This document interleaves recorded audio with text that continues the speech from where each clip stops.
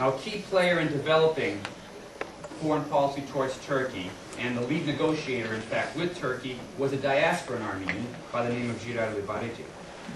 He was a former ARF member, and he too would contrast the realistic policy of the A&M with that of the ARF, stating, quote, "Did a strategy of liberation based on anti-Turkism cause the return of an inch of Western Armenian territory, or bring us any closer to Turkish recognition of the genocide?"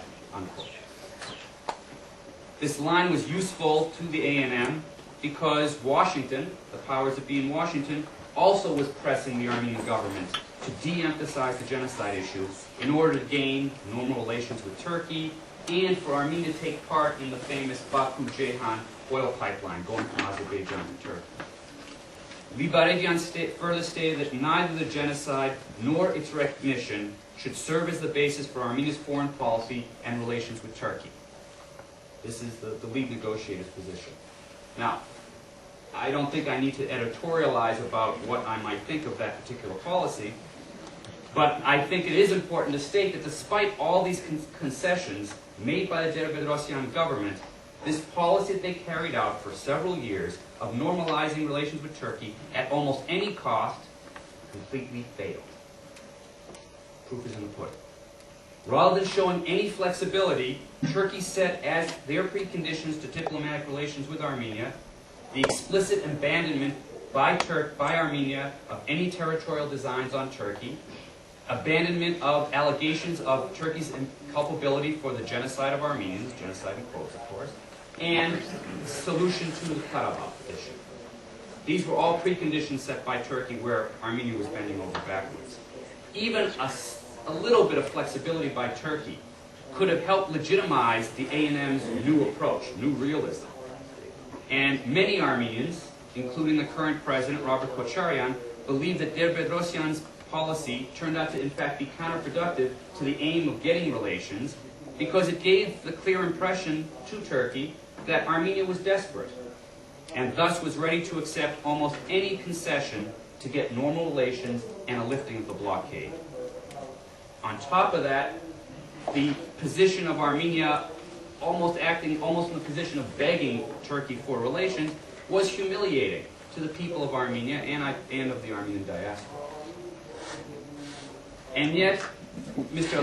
Libaredian, the prime architect of the policy, continues to defend it to the present day, even while attacking President Kocharyan's different approach. In a very recent interview, he dismisses the failure by stating, "Should our policy be assessed only by the standards of full success, that is to say, the establishment of normal relations? Isn't it important that under the circumstances, Turkey showed much restraint during the war between Karabakh and Azerbaijan?" But let's think about this comment for a minute. Turkey was restrained because of Armenian policies, that's why they didn't enter the war?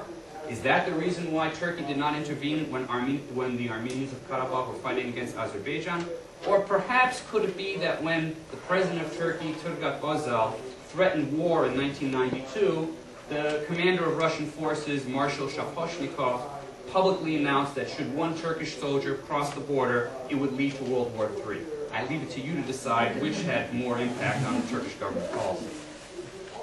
And if we think back to what we said earlier, how does the standard of accepting less than full success for the A&M policy contrast with what we heard earlier, that Armenian efforts over 70 years did not get us 1 inch of Western Armenian territory? Well, I guess partial results are okay in some cases, but not others.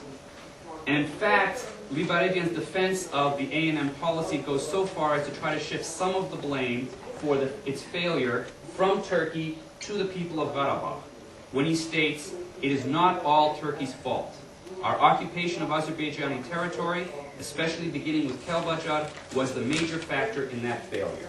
That's why we do that." The failure of this A&M policy of establishing relations with the Turkish government did not end with the fall of the Bedrosian A&M government in 1998, however. In August of 2001, the establishment of a Turkish-Armenian Reconciliation Commission, TARC for short, was announced.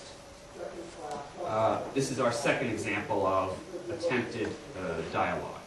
This group, this TARC, had been organized and had been meeting in secret as part of what is called Track 2 diplomacy, and was coordinated by David Phillips, late of the U.S. State Department.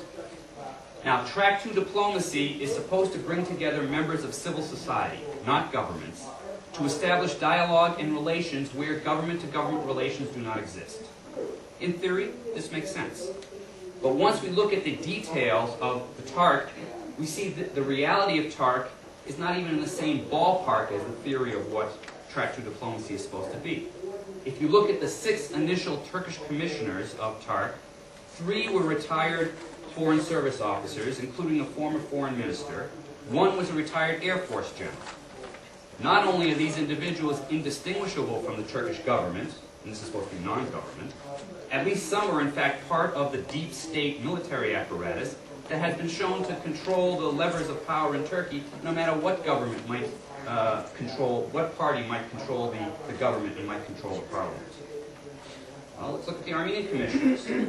Of the 4 Armenian commissioners, 2 had been members of the Derbedrosyan government. Both were members of the ANM, including the current party chairman. A 3rd member was the chairman of the Armenian Assembly of America, the ANM's closest ally in the Armenian diaspora.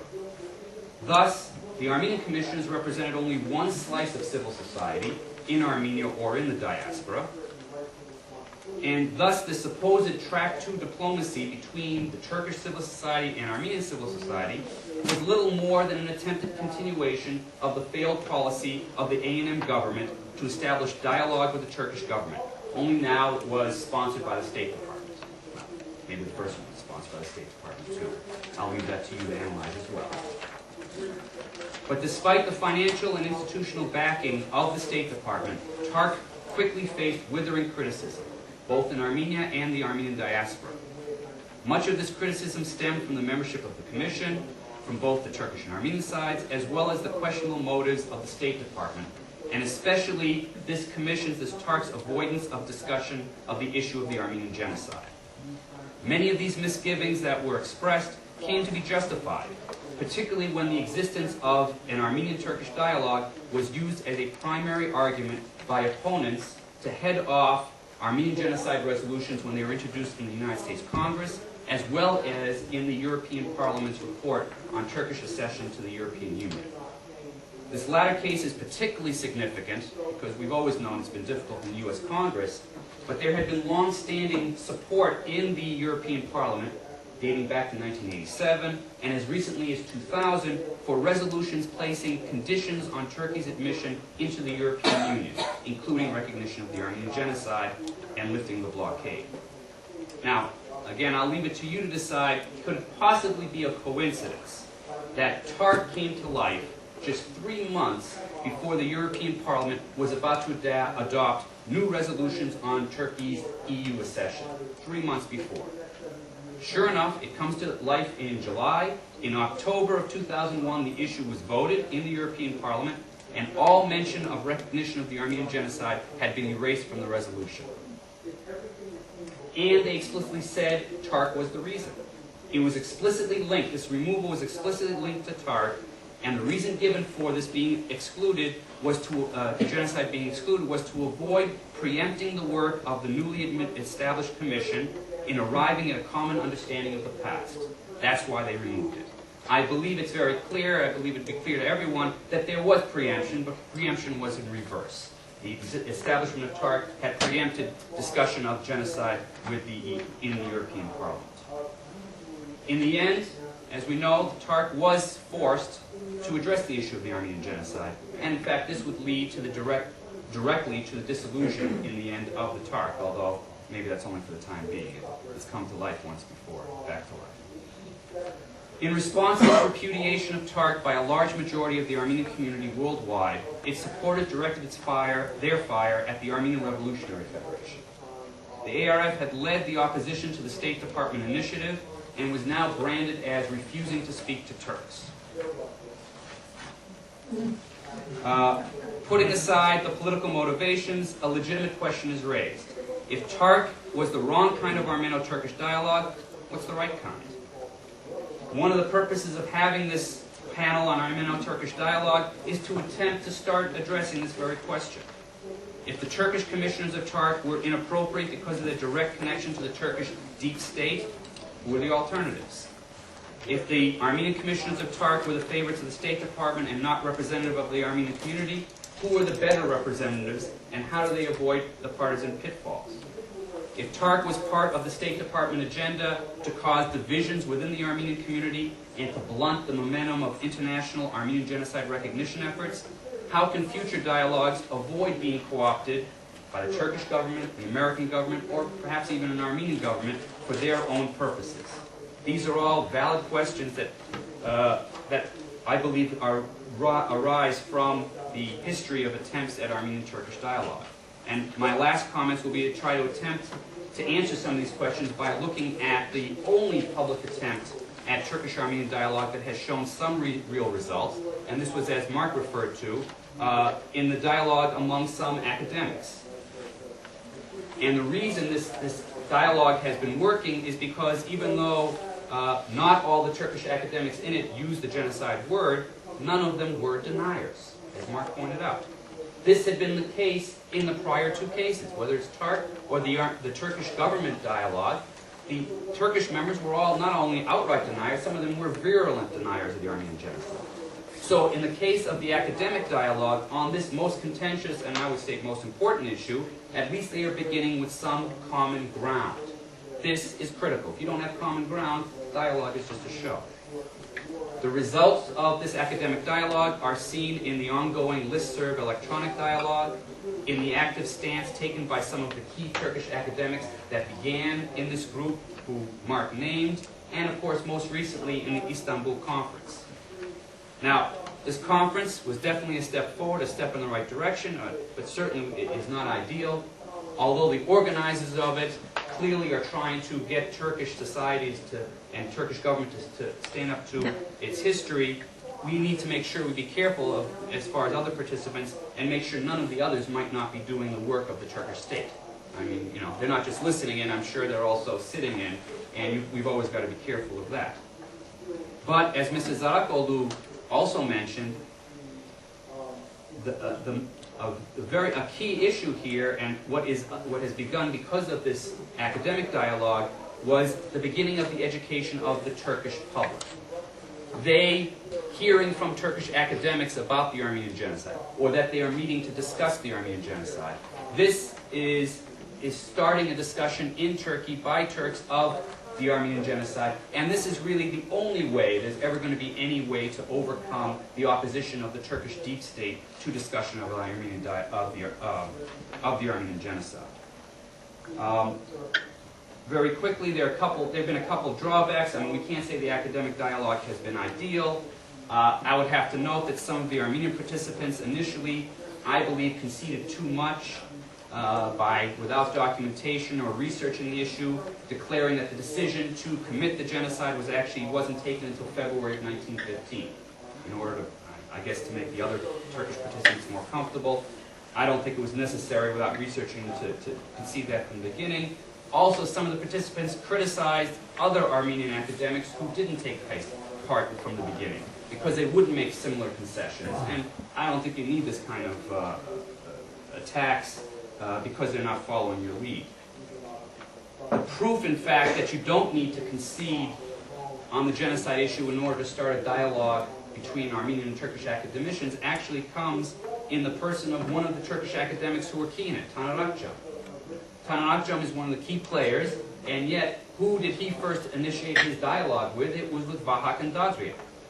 An ongoing dialogue that began on an individual basis several years ago, and as we all know, Vahak and Dadria makes no concessions on premeditation of the genocide, and in fact, he links the genocide to 1909, and 1896, and 1894. So clearly, you can have dialogue with honest Turkish academicians without making huge concessions right off. Enough of that. To conclude my comments, I would say the questions we've raised here, some of the ideas we've raised, the answer to the question is what the right kinds of dialogue are going to be critical in the next few years, as we will see more and more initiatives to bring Turks and Armenians into the same room. At the same time, EU accession has created a space in Turkey for freer discussion of the Armenians and the history of the Armenians in the Ottoman Empire, even as a right-wing backlash results in the arrest of some of those discussing the issues, like the gentleman to my left. I don't think these discussions would have all been possible 2 to 3 years ago. EU accession has been forcing the Turkish government to allow it. The Turkish government may be seeking to find the mildest way that it may acknowledge the Armenian genocide while denying the Armenian people any right to reparations or return of territories. In such circumstances, dialogues between Armenians and those Turks who do not support their government's policies and positions vis-à-vis the Armenians is a crucial issue and one that deserves more discussion. Thank you.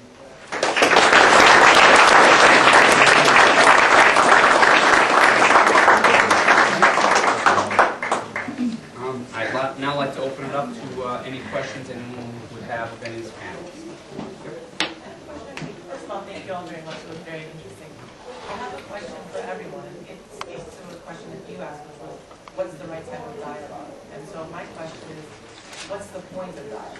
What are the goals we are all, or you are all looking for in Armenian Turkish dialogue? I think before we answer your question, we have to know what's the goal. Sure. Yeah, that's a crucial point. It's something that I touched on, not in terms of answering the question. I think there's a real problem, and that's that there hasn't been much in the way of pan-Armenian discussion about, okay, what is it that we're looking for? Can we agree on something vaguely coherent that we're all looking for? Are we looking for financial reparations? Are we looking just to have Turkey make an acknowledgement? Are we looking to get lands back? I mean, there's a huge range of possibilities. I mean, there are people who will take a simple, we're sorry, and there are people who, want all of Western Armenia handed over to the Armenian Republic. And that's not going to work. As someone has pointed out, if Turkey really wanted to throw a monkey wrench in the works, they would say tomorrow, okay, we acknowledge the Armenian genocide, now what are you going to do about it? So I have not answered your question because I don't believe there is a common answer out there. Wait, go one at a time.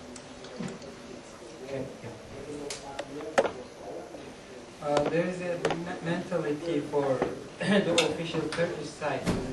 They say dialogue. Armenians escaping dialogue. Do you know there was a concurrence in the high schools? The boys or girls came together. One defends a thesis and other defends other thesis. It's like a play. It's not a play. Dialogue is not a play. In high school, you will say, look at this is genocide, and others say, no, it's not genocide, and the discussion will not go on the realities, but on the only one concept. This is the old trap of the Turkish state policies. They did this with Kurdish question. In Turkish area, people discuss with official thesis, there is no Kurdish people. Kurds are not a people, Kurds are not a nation, so they cannot demand rights for the nation or for the people, regional peoples. But they gain 30 years. And with the same policy, they want to gain more 30 years. This is a trap.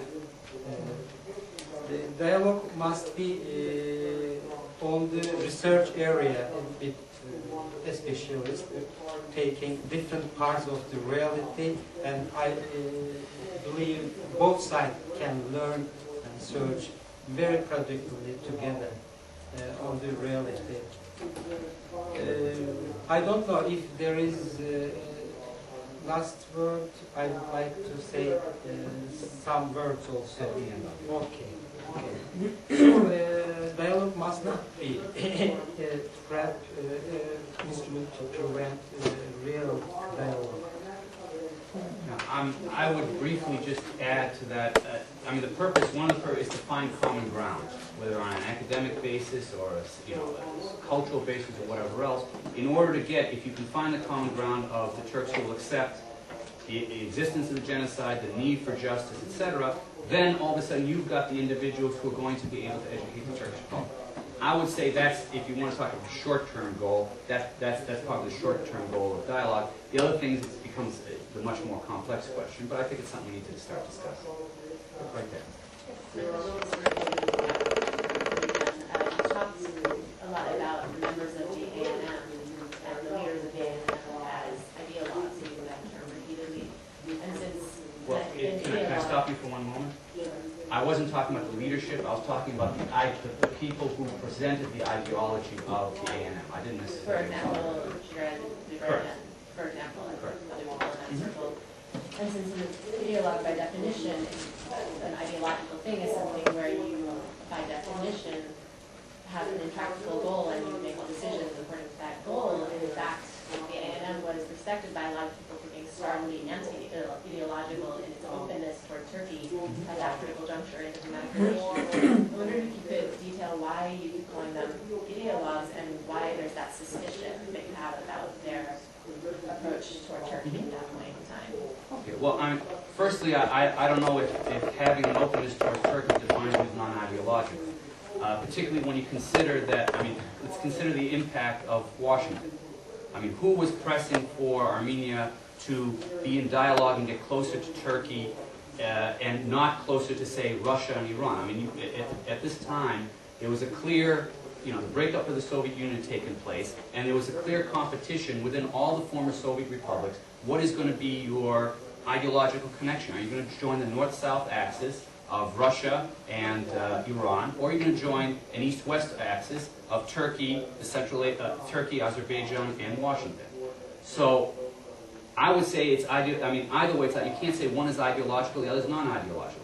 They're both ideological positions. Just one, I would believe, perhaps it's been presented, particularly in the United States, as non-ideological because Washington would like to see that presented as non-ideological. I would state, just by stating that, no, we're not going to be close to Russia, and the Bedrosian government, the ANM, took a very sharply positioned distancing themselves from Russia, at least preliminarily, until Russians helped the Azeris take the northern part of Karabakh, and they shifted later on. They clearly took an anti-Russian, pro-Western policy. I would say that's ideological. Next question, Miri. Yeah, I wanted to thank you to bring up acknowledging the role of Armenians in Turkish society vis-a-vis theater, the arts, music, and architecture. Having heard that, why make the genocide a precondition of dialogue? Why can't we dialogue on these levels? Because it may open up some new avenues. It may, as a strategy, it may broaden and strengthen our, goals, possibly. The question is addressed to you, the gentleman in the center. Yes. Well, I think Mrs. Akul actually referred to that.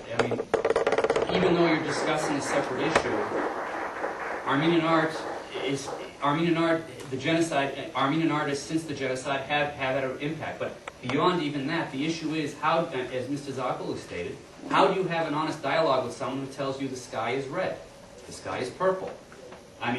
Even if you're discussing a separate issue, you could be discussing, astrophysics. But if somebody does not have a connection, Armenian architecture and Armenian architects in Ottoman Turkey or modern Turkey, for that matter, but you don't have to bring up the genocide. Why just stick to that? There isn't a need. I'm not saying there's a need to bring up the issue. What there is a need to do is to know the person in front of you.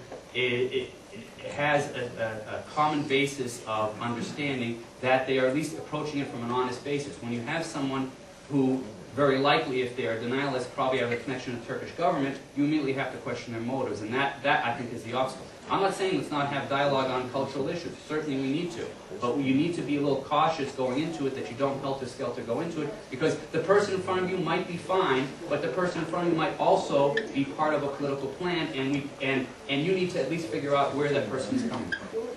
I'm being encouraged here to intervene one more time. Okay, How do we measure How do we measure honesty, integrity? You know, if we keep blocking the dialogue on different levels, why does it have to be only on historical facts that relates to the genocide? Why not historical facts that relate to other spheres of society, for God's sake? Certainly, there's no need not to do that, but it's a matter of analyzing the honesty of the person in front of you.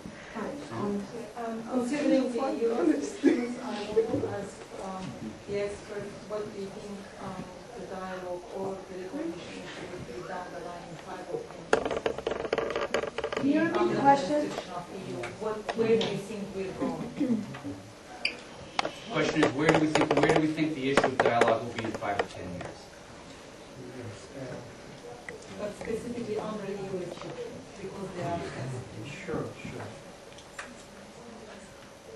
There is no way for Turkey to accept the reality and the real development of Armenian society, and it's not a problem only between Turkish and Armenian state. The most possible solution, sure, more protected the agreement between Armenia and Turkey, like how Israel and Germany solved the problems between on the international law level, but it not finish the problem. Diaspora is also a side. Also, they have a right to speak, to say, because general diaspora are the children of the survivors, the children of the real victims. So, Armenia and Turkey made an agreement like Greece and Turkey made, Greece and Bulgaria made, Greeks and Arab countries like all Ottoman parts. Only there is no agreement, a real agreement. There is an agreement, but under the conditions of the war conditions between first Armenia and Turkey, forced to make a peace agreement. But there was no solution with the problem. What will happen to land, the property, the reparations. In Lausanne Treaty, there was an article to arrange these things, to go to write to courts about the Greeks in Turkey or Turks in Greece, but there is nothing between Armenian community, Armenian state, and Turkish community. But if Turkey wants a member of, really want to be a member of the European Unity, they will open.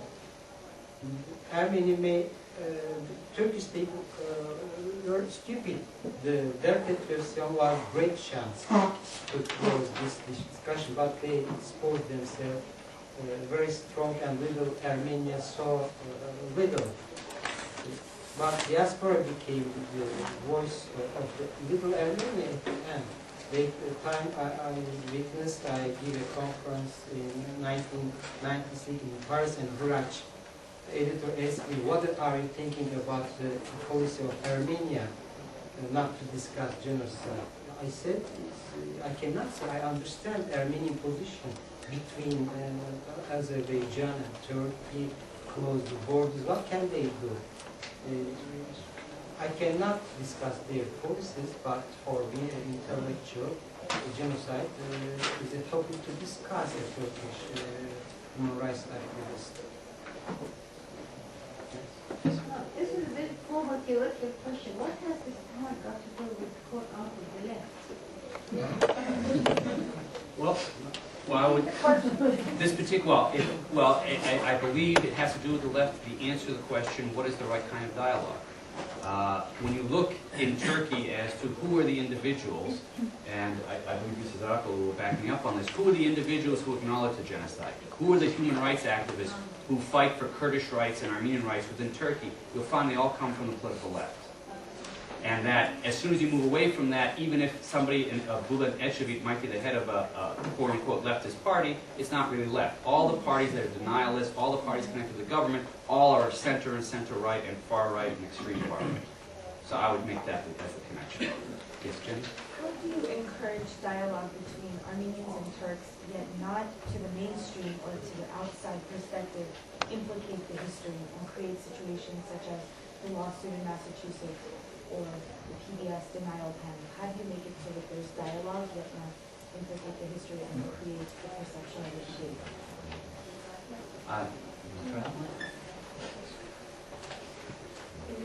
I'm not quite sure I understand. The question is, how can you actually have a dialogue on the issues around the genocide, like, and not fall into the pitfall of the PBS, you know, the panel discussion that was supposed to be shown at later this month after the PBS special? I mean, I would give one response. That's part of the problem. It's having a dialogue with those who at least they have a certain common basis before you start. It gets right back to that again. Someone who may not accept every single part of the Armenian thesis, but is not there saying there was no genocide. You can't have dialogue with someone who is, you know, what's it, not part of the reality-based community. You Is that can't have that the Bush dialogue. statement? You can't have a real dialogue that you expect to get somewhere if that happens. Certainly, everyone else can sit down with whoever they want. The problem is that going to aid? Is that going to move us in the right direction? Is that going to actually help? Or do these types of dialogues create delaying tactics for the Turkish government? Do they create excuses for U.S. Congress and European Parliament to say, oh no, we can't discuss these issues. Armenians and Turks are discussing them. As soon as you open up those floodgates, that's where the problem comes in. All of a sudden, anybody and their mother can start a dialogue, and something that can be used politically. So no matter how much you say we're not involved in politics, we're not going to get into the history, there is a political implication to everything that is being done on this particular platform. I wanted to add that this issue kind of speaks to what I think Barrett was saying, which is why is there no consensus among the Armenians about what is being sought? And I think one of the reasons, you know, apart from the not necessarily perfectly unified character of our community, is that so much energy is expended and has been expended for decades and decades, you know, stamping out denial fires, that in a way the energy is sapped by the denial, and there hasn't been, I don't think anyway, a really substantial attempt to bring people together to discuss what is being sought, because everybody's so damn busy, you know, combating denial, and that's what denial seeks to do. Mark, can I ask, I have a question to several people here and somebody Well, else. direct it to us. When does genocide end? And what is the last phase of genocide? Those are two questions I would like you to expand on them. When does genocide end, and has genocide ended for us to begin a dialogue? Well, if you subscribe to the theory that denial is a continuation of genocide, then no, of course it has not ended, because the denial is alive and well. So the genocide is ongoing? In that sense, yes, but I don't... And so therefore we cannot have a cultural dialogue with arts, because the state of Turkey is destroying the Armenian art, and so therefore the genocide is continuing, hasn't ended. I don't know that the one follows from the other, that you can't, because if you wait for the denial to end before you start talking to anybody, the denial is never going to end, and you're in, you know, catch-22. Right, but where I believe you do make a valid point is, it's not that you can't have the dialogue, is that you can't have the dialogue with, by this definition, people who are actively participating in the continuation of the genocide. So certainly dialogue is possible on any possible level, but it's like it's discussing a murder with the murderer. You know, and in essence, if you subscribe to the theory, and I'm sure not everyone does, that denial is the last stage of genocide, I believe it's Israel Charney's phrase, or I believe, or Irving Horowitz, one of the two, then that's something that it's going to be difficult. You can't have dialogue with someone who's in fact a current perpetrator. You cannot accuse the Turkish population of being perpetrators of genocide. Absolutely not. They themselves are not. But the Turkish government, by perpetuating its denial, and those who are affiliated, particularly with the deep state of the Turkish government, are perpetuating the denial, they, under this definition, would be perpetrators. Correct. Another question? Yep. Was there one over here? Yeah. Yep. Well, one other way of looking at it, though, is like one might argue that the ones that you actually have to talk to are the ones that are taking the denialist position. I mean, right now they're the ones that are in power. They're the ones that have the power to maybe modify or change the stance.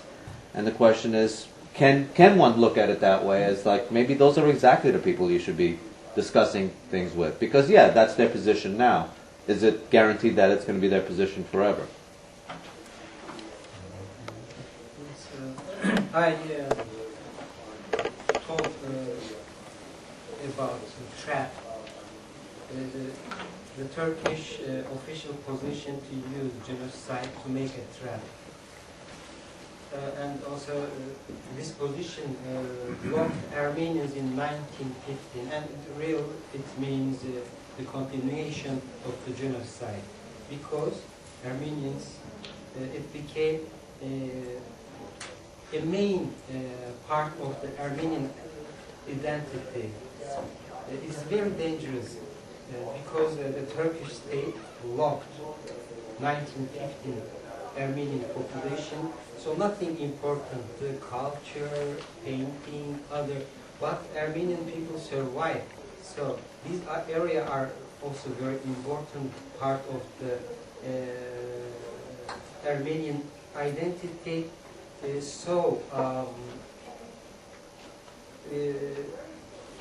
Turkish state gained 90 years time. So we must be more full of all areas against denialism, to show there is a people living, and always they will be. I would just add to that, that part of the problem with discussing directly with denialists, particularly if they're from the deep state, is what do you have to bargain with? Do Armenians have oil that we're going to trade for whatever they're going to concede? No.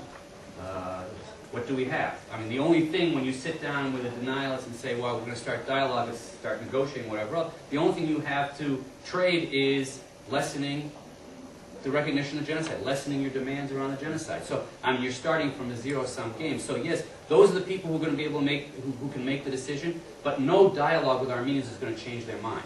The only levers that can possibly change their mind, number one is their desire to join the EU, and number two is if their own population starts demanding it of them.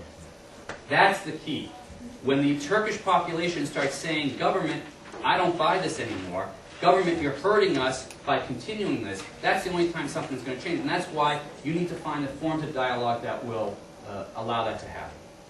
I was just going to say, I think that's what people should take from this, is that you choose your own form of dialogue, whether you choose to engage with people who are denialists or people who aren't, because that's what's going to change the Turkish government's position, is the people on the ground saying, I've been talking with someone else and I used to deny it, but now I'm learning this and that, whatever. Civil society is where the changes, where they need to come from, because then they come from within and they go, up. And so people should choose their own form. Absolutely. Absolutely. Civil service, civil societies, individuals talking, there's absolutely nothing wrong on any subject you want. It's when it gets the imprimatur of being a formal dialogue between groups that can then be used for political purposes. Just keep that as long as you keep that in the back of your mind, talk to anyone you want. How could it possibly be an issue? It's when you start having something that can then be taken by a politician and say, oh no, we're not going to do this because let's not ruin this wonderful dialogue. One last question, gentleman right here. We've talked a lot about the importance of dialogue and educating, obviously, the Turkish population through dialogue, but I would implicitly also assume that we need to get educated ourselves. And I'm saying not only in terms of what we want to get out of dialogue and eventually what we're looking for post any sort of recognition of the genocide, but also in sort of the means we use. I mean, I've learned enormously from working with Turkish students on how to approach the issue, which is a fundamental important thing. The framing of the issue is key to anything. And I think that is where we have failed potentially, and it's natural because we just haven't been talking about it at all, both within ourselves and with the Turkish side. But I'm concerned because once you start talking about inter-dialogue between Armenians, then you start wondering, is this Pandora's box? And whether, and I say that not only because I think dialogue is critical, obviously, but whether the decision at the end of the day is not going to be made by us and the Turks, but by European governments. And Washington. And Washington. And that's why us discussing is great and very important. But we've got to be ready for that moment, and that moment may come before we know, the same way other key moments like independence came before we were expecting it. Well, they never work on the schedule that you're hoping for. Again, I just come back to the notion that so much intellectual and monetary and every other capital has been expended on dealing with denial, that there's a whole world of things that have not been dealt with, and many of them we are simply not ready for.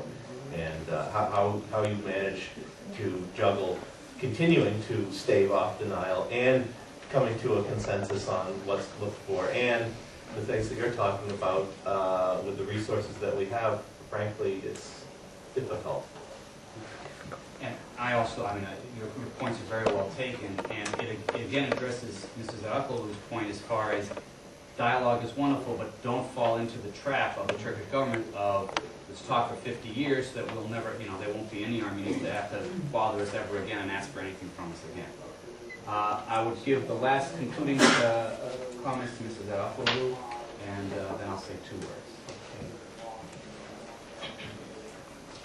In the beginning, I said that people often ask me why I, as a Turk, am involved in Armenian issues. I am involved because I believe in human rights and freedom of expression. I believe in justice. And I believe also in the Turkish people's right to live in a democracy, in a real democracy. In 1915, my grandmother kept the children inside the house in fear of what was happening outside in the streets.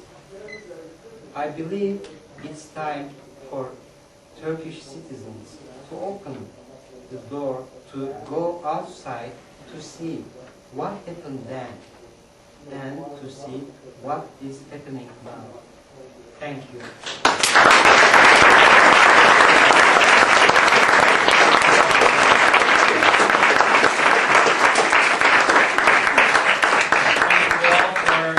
Part in this panel. I hope this will be the beginning of the dialogue. And in fact, if you wish to continue it, so that this doesn't just end today, the transcripts of many of the presentations from this weekend will be available on our website. They will be posted there. And in fact, we do have online forums along the lines of each of the panels that you'll be hearing today that I urge you all to go and participate in. Make your postings. Let's continue the discussion online from wherever we might be. Thank you very much.